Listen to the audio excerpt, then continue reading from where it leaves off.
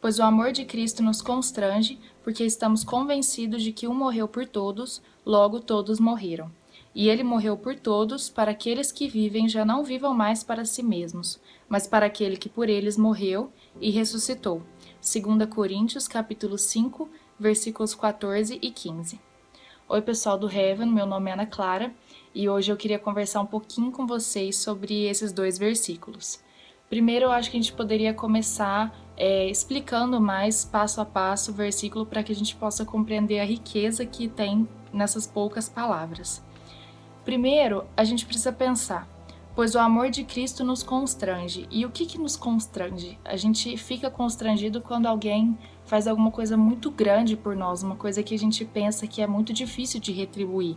E o amor de Cristo é o que mais nos constrange, porque é um amor impagável, um amor que nós nunca poderemos retribuir para Deus, independentemente do que nós façamos. Ele é enorme, ele é imensurável. E seguindo, Paulo diz, porque estamos convencidos de que um morreu por todos. E essa palavra convencidos lembra aquilo que o Espírito Santo faz na nossa vida diariamente. Ele nos convence, ele nos dá fé.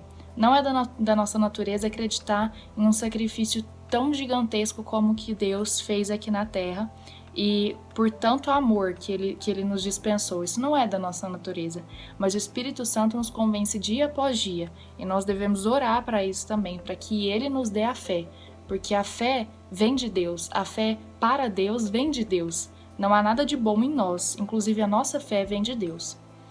E seguindo, ele diz que um morreu por todos, e isso nos lembra do sacrifício perfeito que Jesus fez naquela cruz, o sacrifício perfeito e o sacrifício eterno. Quando a gente lê a Bíblia, lá no Antigo Testamento, em Êxodo, Levítico, por exemplo, a gente nota a quantidade de sacrifícios e de leis que o povo de Deus deveria obedecer. E cada pecado demanda um sacrifício diferente. E Deus foi muito detalhista na sua lei, no Antigo Testamento, dizendo qual deveria ser o sacrifício para cada pecado, como esse sacrifício deveria ser feito, quando ele deveria ser feito, por quem deveria ser feito. E isso só nos mostra o quanto o pecado é uma coisa detestável para Deus.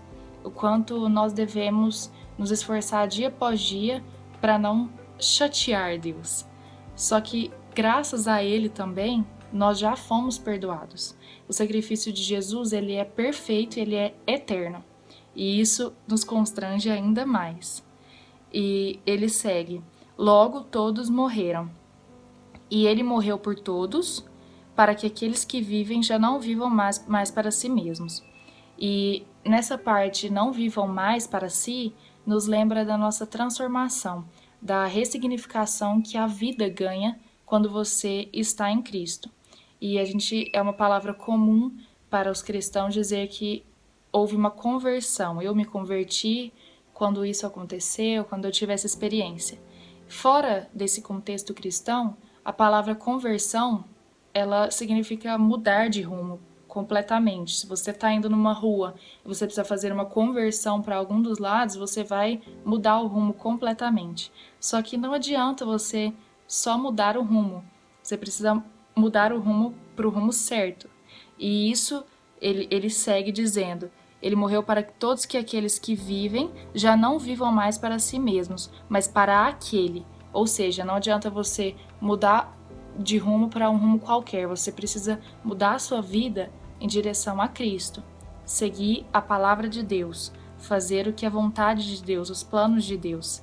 E isso nos lembra também sobre a última coisa uma das últimas coisas que Jesus disse durante a sua passagem aqui na Terra, que foi sobre a grande comissão.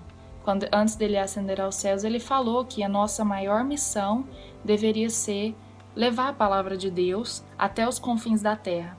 Então, essa é a nossa maior missão. Cada um tem um papel nisso, cada um vai exercer um trabalho diferente, mas com esse objetivo de levar a palavra de Deus para frente. E isso a gente deve lembrar dia após dia. Nós estamos convertidos a quê? À vontade de Deus. E eu estava lendo um livro que se chama Escândalo, A Cruz e a Ressurreição de Jesus. Eu ainda não terminei, mas é um livro muito bom, eu já indico, que é do D.A. Carson, e ele traz um exemplo que é muito forte, que eu nunca tinha parado para pensar, e eu acredito que muitas pessoas também não devam ter escutado dessa forma. Ele fala sobre o sacrifício de Jesus e como esse sacrifício ele é subestimado muitas vezes. Nós fazemos isso muitas vezes. E porque as pessoas usam a passagem de Lucas 9:23, que diz: se alguém quer vir após mim, negue-se a si mesmo e tome cada dia a sua cruz e siga-me. Nessa parte as pessoas só pegam esse fragmento, né? Tome cada dia a sua cruz. E quando eles falam tome cada dia a sua cruz, as pessoas falam sobre isso se referindo a alguma pessoa chata, a algum teste difícil que está por vir, a algum momento de fraqueza que a pessoa está passando.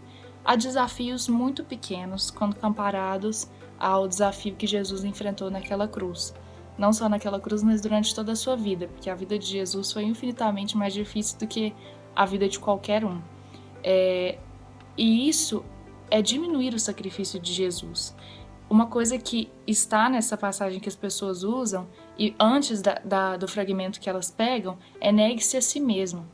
Quando a gente toma a nossa cruz, a primeira coisa que a gente deve fazer é negar a nós mesmos.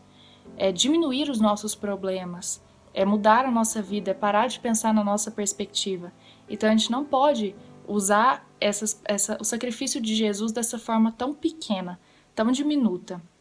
No capítulo 4 de 2 Coríntios, no versículo 10, Paulo também diz: trazemos sempre em nosso corpo o morrer de Jesus, para que a vida de Jesus também seja revelada em nosso corpo. E o que é o trazer o morrer de Jesus? O morrer de Jesus é a gente demonstrar uma vida depois da compreensão do sacrifício. A gente precisa mostrar para o mundo que a gente entendeu o que Cristo fez e entendemos qual é o nosso papel depois de tudo isso que aconteceu. E é dar lugar ao novo homem que Deus coloca na nossa existência. Revelar a vida que Jesus teve na nossa vida, no nosso corpo. Isso é um grande desafio e nós devemos pensar sobre isso todos os dias, mas sempre nós precisamos lembrar que não é um desafio maior, nem perto, nem se compara ao desafio de Jesus. Essa é nosso único objetivo depois de nos convertermos. Não quer dizer que é fácil, mas não deixa de ser a nossa razão para continuarmos aqui. E eu queria que a gente pensasse um pouquinho sobre algumas questões para terminar esse vídeo, que são muito importantes e são as aplicações desse texto na nossa vida, algumas das implicações. Primeiro, é pensarmos se nós já subestimamos o sacrifício de Jesus em alguma vez. Se nós já usamos essa expressão de que cada um tem que carregar a sua cruz, a minha cruz é fulano, a minha cruz é a minha prova, a minha cruz é uma dificuldade todos os dias que eu tenho. Essa palavra ela não traz benefício nenhum para o reino de Deus. Quando nós falamos isso, principalmente para uma pessoa que não aceitou a Cristo ainda, ela pode se confundir sobre o que é de fato o sacrifício de Cristo e qual o tamanho desse sacrifício. Os nossos problemas terrenos, eles são importantes para nós, mas só que eles não são o nosso principal desafio. Nós sabemos que o nosso principal desafio é espiritual.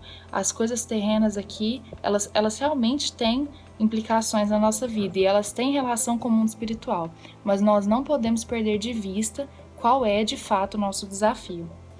Uma segunda reflexão é se nós de fato demos lugar ao novo homem. Após a nossa conversão, nós podemos sair do nosso primeiro amor, que a gente chama, né, de primeiro amor, que é aquele amor que de fato nos constrange e que nos lembra dia após dia do nosso lugar aqui, do nosso objetivo aqui na Terra. E esse é o novo homem, é um homem que pensa de uma forma transformada, de uma forma que Cristo pensou, né? Da forma que Deus gostaria que nós fizéssemos. Só que isso precisa ser mantido dia após dia. Não adianta, depois da nossa conversão, a gente querer pregar a palavra de Deus por algum tempo, por alguns meses, e depois a gente voltar a se preocupar só com os nossos problemas terrenos. E uma última reflexão é se o seu corpo traz o morrer de Jesus. As suas ações demonstram o sacrifício de Jesus na cruz? As suas ações, elas levam em consideração tudo o que aconteceu? Ou não? Ou é só mais um dia da sua vida, mais um momento que você está passando, ou as pessoas olham para a sua vida e veem que você entendeu o sacrifício de Jesus? Essas são perguntas difíceis de serem respondidas, incômodas, mas elas não podem ser dispensadas. E eu convido vocês a pensarem sobre isso, sobre cada uma dessas questões, esse texto e a palavra de Deus como um todo, todos os dias da sua vida. Eu espero que você consiga ter um hábito de oração, um hábito de leitura, que essa quarentena possa te ajudar nisso. Nós temos um tempo maior e que depois que tudo isso passar, você não se esqueça de qual é o nosso objetivo por aqui e o que Deus realmente quer da nossa vida.